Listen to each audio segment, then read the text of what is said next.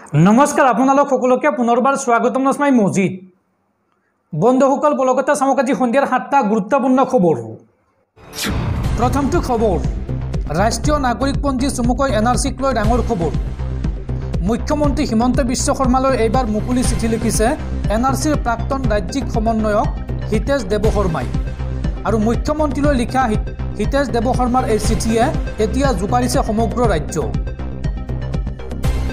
এনআৰসিৰ প্ৰাক্তন ৰাজ্যিক সমন্বয়কৰ মুকুলি চিঠিয়ে জোকাৰিছে ৰাজ্য এনআৰসিত 40% ফুল তথ্য আপলোড হোৱাৰ গুৰুতৰ অভিযোগ হিতেশ দেৱশৰ্মাৰ মুখ্যমন্ত্ৰী হিমন্ত বিশ্ব শৰ্মাক উদ্দেশ্যি হিতেশ দেৱশৰ্মাৰ মুকুলি চিঠি অসম আৰু অসমীয়াৰ ভৱিষ্যত সন্দৰ্ভত চিঠি হিতেশ দেৱশৰ্মাৰ এনআৰসি উন্নীতকৰণৰ নামত ব্যাপক দুৰ্নীতি আৰু অনিয়ম হোৱাৰ গুৰুতৰ অভিযোগ উত্থাপন কৰিছে এনআৰসিৰ প্ৰাক্তন ৰাজ্যিক সমন্বয়কগৰাকীয়ে প্ৰতি খাজিলা ইচ্ছাকৃতভাৱে কোটিটকীয়া দুৰ্নীতি আৰু বিদেশীৰ নাম সোমোৱাই দিয়াৰ অভিযোগ হিতেশ দেৱশৰ্মাৰ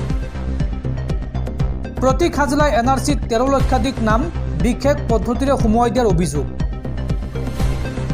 আৰু এই সন্দৰ্ভত মুখ্যমন্ত্ৰী হিমন্ত বিশ্ব শৰ্মাৰ হস্তক্ষেপৰ লগতে কেইবাটাও দাবী উত্থাপন কৰিছে এনআৰসিৰ প্ৰাক্তন ৰাজ্যিক সমন্বয়ক হিতেশ দেৱশৰ্মাই পৰৱৰ্তী খবৰ আজি যিকোনো মুহূৰ্তত গ্ৰেপ্তাৰ হ'ব পাৰে নিলম্বিত ওসি ভাৰ্গৱ বৰবৰাৰ বিৰুদ্ধে ৰুজু হৈছে জামিনবিহীন গোচৰ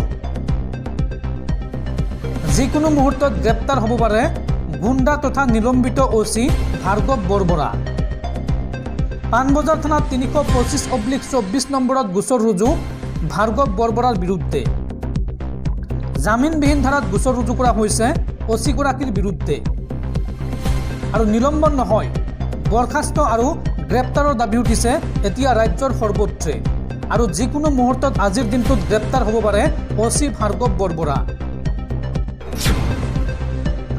পৰৱৰ্তী খবৰ যুৱ প্ৰজন্মৰ হাৰ্টথ্ৰব জুবিন গাৰ্গৰ আজি জন্মদিন 53 বছৰত ভৰি দিলে যুৱ প্ৰজন্মৰ হাৰ্টথ্ৰব জুবিন গাৰ্গে আৰু জন্মদিনৰ দিনটোতেই জুবিন গাৰ্গলৈ আহিল আন এক ভাল খবৰ জুবিন গাৰ্গলৈ আগবঢ়োৱা হৈছে ডক্টৰ ভূপেন হাজৰিকা বঁটা 2025 বেলতলা বহাগী উৎসৱ সমিতিয়ে আগবঢ়াইছে এই বঁটা আৰু 2025 বৰ্ষৰ বহাগী উৎসৱৰ অনুষ্ঠানত এই বঁটা প্ৰদান কৰিব জুবিন গাৰ্গক সংবাদমেলযোগে এই ঘোষণা বেলতলা বহাগী উৎসৱ সমিতিৰ দৰ্শকসকল আৰু বহুত গুৰুত্বপূৰ্ণ খবৰ আছে তাৰ আগতে আপোনাক জনাওঁ যে যদি আপুনি এতিয়ালৈকে এইটো ভিডিঅ'ত লাইক কৰা নাই তেন্তে এতিয়াই ভিডিঅ'টোত লাইক কৰি দিয়ক আৰু এনেকুৱা ধৰণৰ ভিডিঅ'সমূহ নিতৌ চাবলৈ চেনেলটো ছাবস্ক্ৰাইব কৰি কাষত থকা বেল আইকনটো প্ৰেছ কৰি ৰাখক পৰৱৰ্তী খবৰ বাংলাদেশৰ প্ৰাক্তন প্ৰধানমন্ত্ৰী শ্বেখ হাছিনা বৰ্তমান পলাই আহি ভাৰতত আশ্ৰয় লৈ আছে আৰু তাৰ পিছত এটাৰ পিছত আন এটা বিপদৰ সন্মুখীন হৈছে শ্বেখ হাছিনা আৰু এইবাৰ শ্বেখ হাছিনাক ভাৰতৰ পৰা প্ৰত্যাৰ্পণৰ বাবে দাবী জনাব বাংলাদেশৰ নতুন চৰকাৰে দেওবাৰে মহম্মদ ইউনুছে কৰিছে এই ডাঙৰ ঘোষণা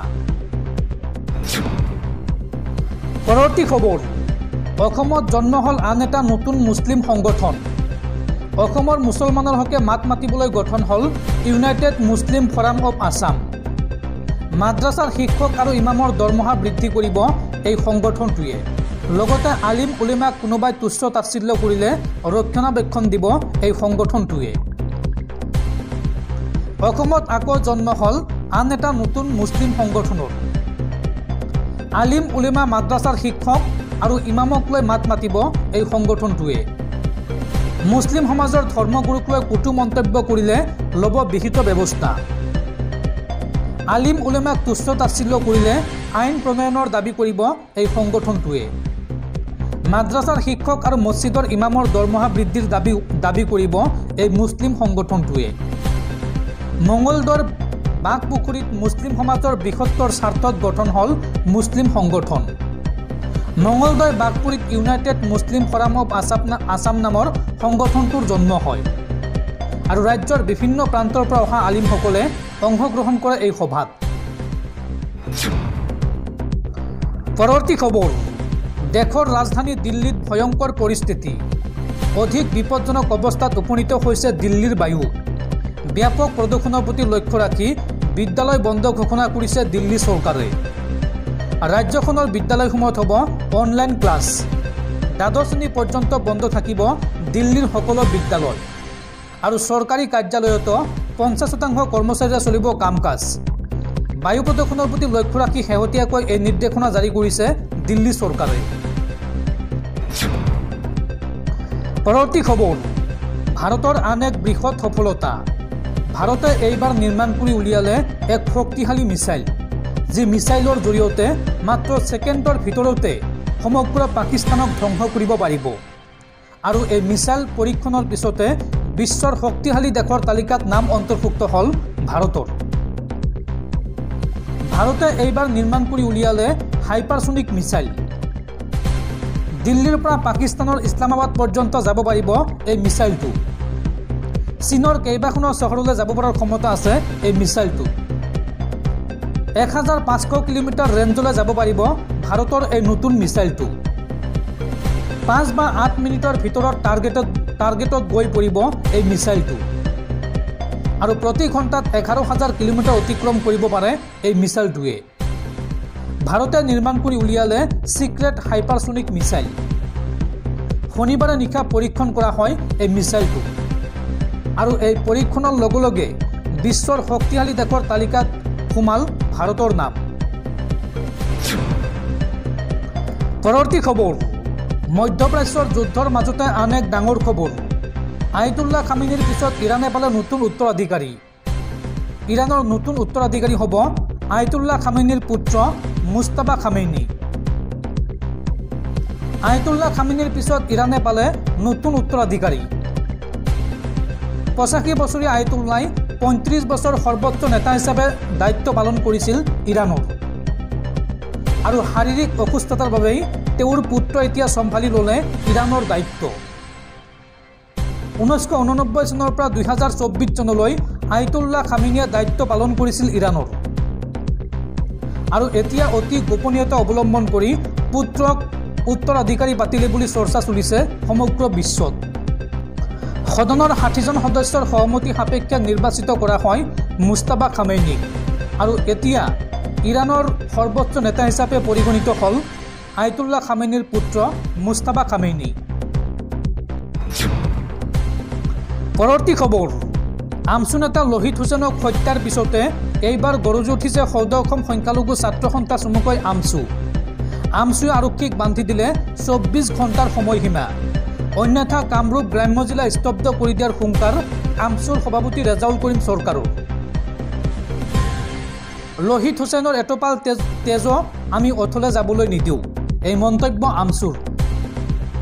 24 ঘণ্টাৰ ভিতৰত লোহিত হুছেইনৰ হত্যাকাৰীক কৰায়ত্ব কৰক। এজনক ধৰিলেই নহ'ব, হত্যাকাণ্ডত জড়িত সকলোকে গ্ৰেপ্তাৰ কৰক। পৰিকল্পিতভাৱে আমছু নেতা লোহিত হুছেইনক শেষ কৰা হ'ল। আৰু এই সন্দৰ্ভত আৰক্ষীক 24 ঘণ্টাৰ সময় দিলে আমছুৰ সভাপতি ৰেজাউল কৰিম চৰকাৰে। 24 ঘণ্টাৰ ভিতৰত গ্ৰেপ্তাৰ নকৰিলে কামৰূপ গ্ৰাম্য জিলা স্তব্ধ কৰি দিয়াৰ হুংকাৰ সংগঠনটোৰ। গৰৈমাৰীত সাংস্কৃতিক অনুষ্ঠানৰ মাজতে মুকলিকৈ হত্যা কৰা হৈছিল লোহিত হুছেইনক। আৰু হত্যাকাৰী ৰকিবুল হুছেইনক ঠাইতে আটক কৰিছিল গৰৈমাৰী আৰক্ষীয়ে। এই ঘটনাক লৈ উত্তেজিত ৰাইজে জ্বলাই দিছিল অভিযুক্তৰ বাসগৃহ।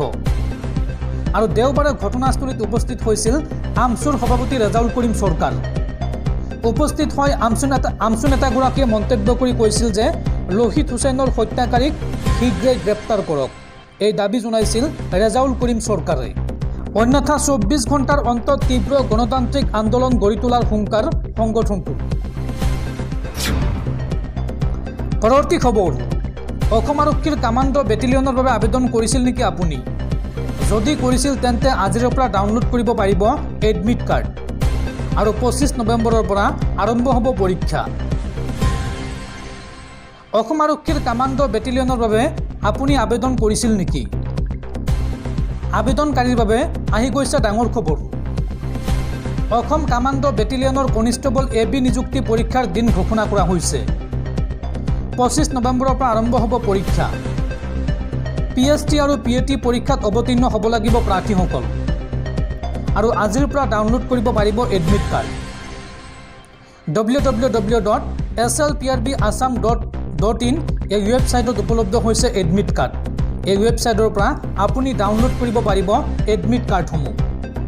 অসম আৰক্ষীয়ে সামাজিক মাধ্যমত উল্লেখ কৰিছে এই কথা।